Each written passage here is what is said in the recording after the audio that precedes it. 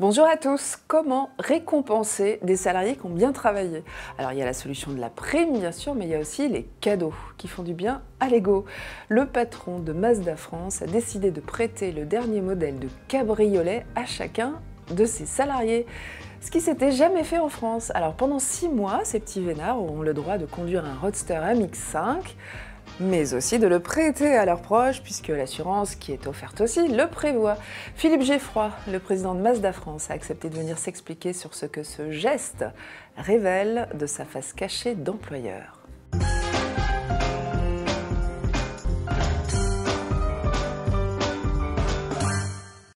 Bonjour Philippe Geffroy. Bonjour. Soyez le bienvenu. Merci. Alors, vous en avez prêté combien des MX-5, des Roadster MX-5? Eh bien, on en a prêté 50 alors que nous sommes 53 employés. Ah, donc tout le monde n'a pas accepté? Alors, certaines personnes n'ont pas pris tout simplement pour des raisons de parking. Ah oui, parce qu'ils n'avaient pas de parking. Voilà. D'accord. C'est quand même très généreux de votre part de prêter ces Roadsters, mais bon, on n'est pas au pays des bisounours, donc moi je me dis qu'il y a forcément une raison cachée pour laquelle vous avez prêté ces engins. Qu'est-ce que vous attendez de cette opération au-delà de la pub? Qu'est-ce que vous attendez en termes commercial et en termes de RH, puisque c'est ça qui nous intéresse aussi aujourd'hui? Eh bien, il y avait déjà une première bonne raison. L'année dernière, Mazda a progressé de 40%. Ouais. Mazda a lancé 5 nouveaux produits, donc il y a eu une année intense avec une équipe qui a énormément travaillé. Donc il y avait une vraie première raison qui était tout simplement de remercier les employés. On aurait vendu des boulons, donner une caisse de boulons, ça n'avait pas beaucoup d'intérêt. Non.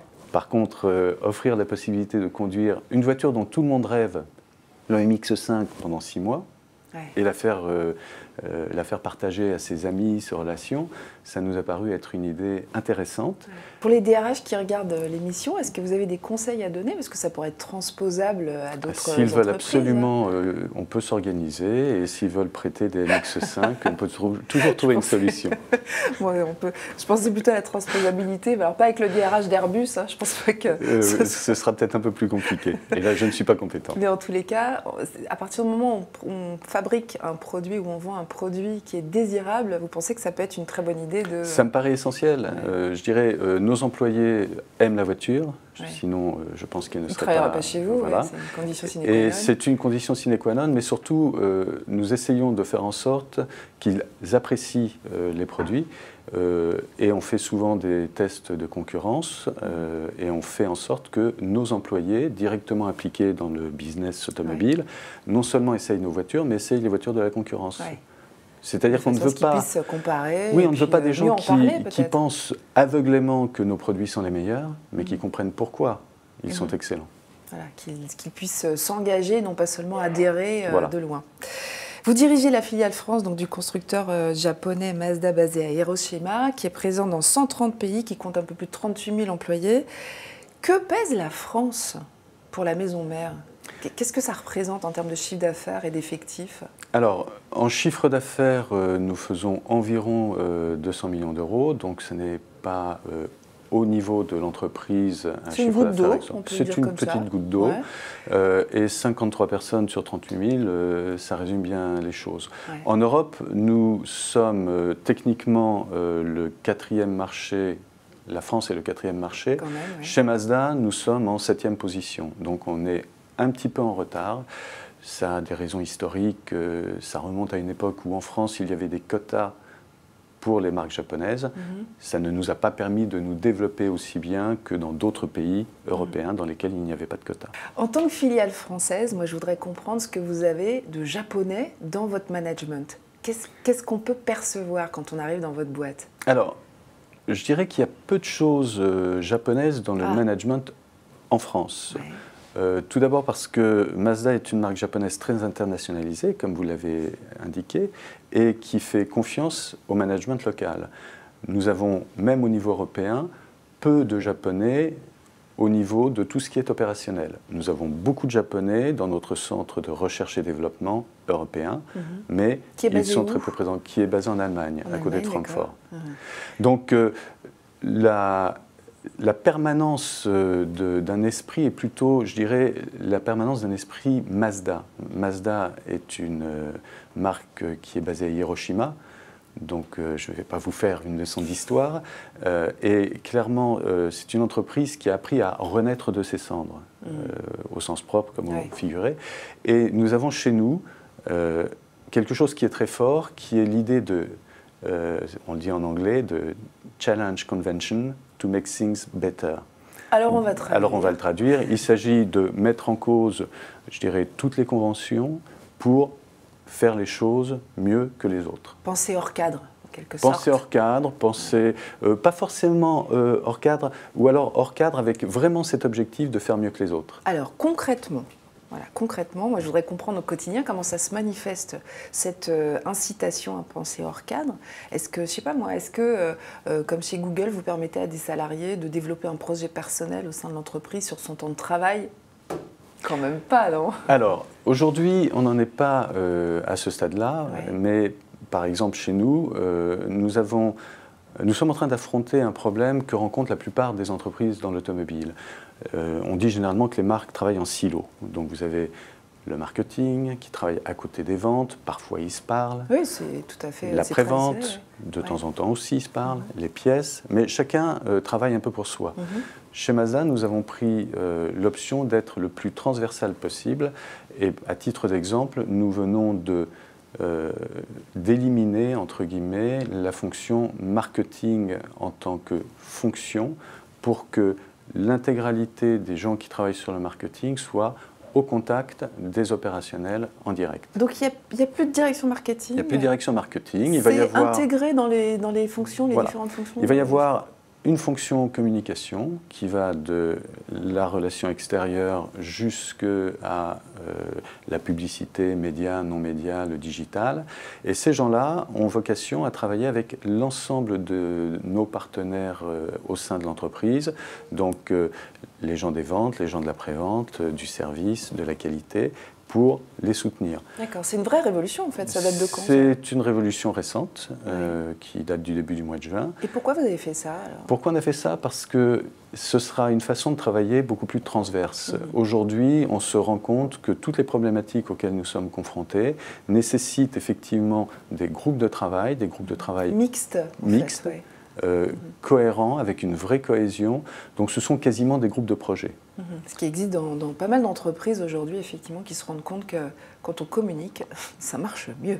De toute façon, toutes les erreurs sont à la base liées à des problèmes de communication interne ou de personnes qui pensaient bien faire sans consulter les autres. Donc en les faisant travailler ensemble en permanence, on espère, et c'est notre objectif, réussir à créer ce projet qui est une vraie responsabilisation d'une part et qui s'approprie les résultats de ce qu'ils sont en train de mettre en œuvre. Alors, on va parler un peu de vos recrutements. Sur votre site web, il n'y a aucun poste disponible, hein, pas de panique, c'est pas la peine de se mobiliser.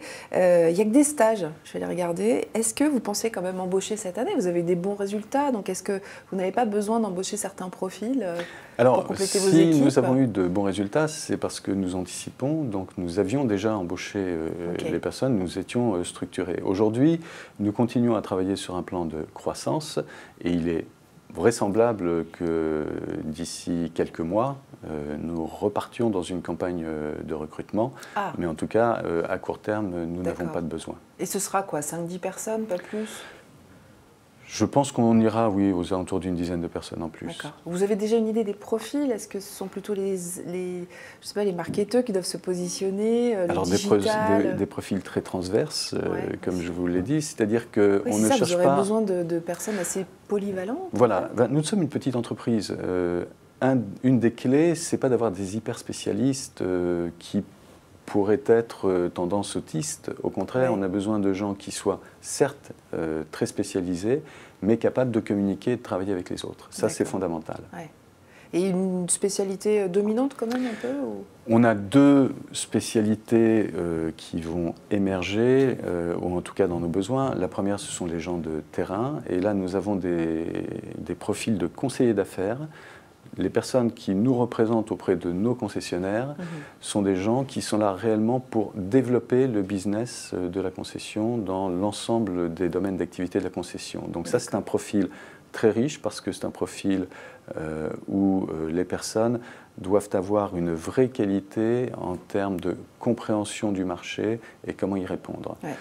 En revanche, les recrutements dans les concessions, on n'en parlera pas aujourd'hui parce qu'en fait, vous n'êtes pas partie prenante, hein, ce sont des indépendants. Donc, ce sont des indépendants, on travaille beaucoup sur toute la formation avec eux parce que le deuxième profil, c'est un profil de personnes qui sont réellement capables de répondre aux besoins des clients. Donc ce que l'on veut, ce sont des gens qui se préoccupent du client final. Nous sommes engagés dans un plan stratégique qui, lui, a vocation à faire de l'expérience client Mazda la référence du secteur automobile. On a des profils historiques de gens qui étaient très centrés sur leur métier. Aujourd'hui, les profils sont des gens qui vont être tournés vers l'extérieur, vers le client, qui seront capables de trouver le client aussi bien sur le digital qu'en face à face. Et ces profils-là, ce sont des gens qui vont forcément être beaucoup plus dans le contact, dans la relation, peut-être moins technique, mais en tout cas beaucoup plus ouvert sur l'échange, comprendre, avoir cette capacité à définir avec un interlocuteur ce dont l'interlocuteur a besoin. Des orfèvres de la relation client, qu'elle soit virtuelle ou réelle. Un bon employeur, c'est aussi quelqu'un qui sait travailler l'employabilité de ses salariés, qui sait leur proposer des formations, des programmes de bien-être. Qu'est-ce que Mazda fait pour ses salariés en France? Qu'est-ce que vous pouvez nous donner comme programme concret? Pour ce qui est déjà de l'employabilité, effectivement, la formation est quelque chose d'essentiel. Pour faire référence à cet objectif stratégique d'expérience client Mazda, depuis plus d'1 an, nous sommes formés en interne à toutes les composantes que représente l'expérience client Mazda, ce que ça veut dire de notre côté, ce que ça veut dire dans notre relation avec notre réseau. Et c'est un programme que nous poursuivons, par exemple, pour des nouveaux embauchés. Nous avons des programmes d'induction, à la fois en France, où pendant une semaine, un nouvel employé rencontre toutes les personnes de l'entreprise. Donc un parcours d'intégration millimétré. Et ensuite, par 48 heures chez Mazda Europe, où là, on lui explique l'historique de l'entreprise et la vision future que nous avons de comment travailler ensemble. Philippe Geffroy, à la fin des 6 mois de prêt du Roadster, est-ce que les salariés pourront l'acheter avec une réduction? Alors, ils pourront l'acheter avec une réduction pour ceux qui le souhaiteraient. De combien? Est-ce qu'on peut savoir? Ce sera de l'ordre de 25-30%. Ah oui, quand même, c'est intéressant. Merci beaucoup d'être passé par ce plateau. J'espère que vous connaissez un petit peu mieux cette marque, alors évidemment de prestige, mais qu'on ne connaît pas forcément du côté employeur. N'hésitez pas à partager cette interview sur les réseaux sociaux et au travers de nos pages Facebook, LinkedIn, etc. À très bientôt.